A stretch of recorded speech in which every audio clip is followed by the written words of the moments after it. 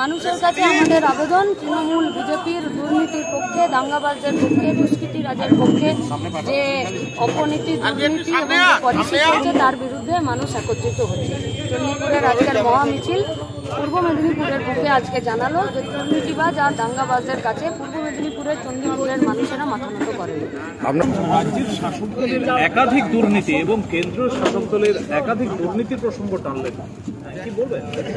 দুর্নীতি করছে তো, মানুষ মরছে, ওরা দুর্নীতি করছে, পকেট ভরাচ্ছে। এই যে রাজ্যে আইন শৃঙ্খলা পরিস্থিতি নিয়ে আপনি আঙুল তুললেন একাধিকবার। আঙুল তুলিনি, সবকটা সত্যি। মমতা ব্যানার্জি নিজে বলেছেন তার পুলিশ পারছে না, ফেল তো তাকে বললে হবে না, তাহলে তুমি সবকে বাদ দিয়ে দাও। তোমার তো মুরদ হচ্ছে না তাদেরকে বাদ দিয়ে দিতে, পুলিশ মন্ত্রী তো তুমি।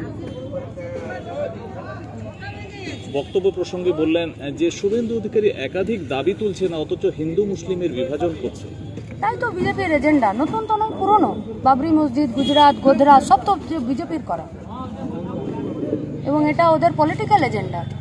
দাঙ্গা করানো, সংখ্যালঘুদেরকে বিতাড়িত করা, এবং রাজনৈতিকভাবে তারা বলছে হিন্দুত্ব রাষ্ট্র, হিন্দু রাষ্ট্র, আসলে তাদের রাজনৈতিক হিন্দুত্ব। আমি বলছি না, এটা তাদের পলিটিক্যাল এজেন্ডা। কিন্তু ভারতবর্ষ ধর্মনিরপেক্ষ দেশ, এখানে হিন্দু রাষ্ট্র হবে না।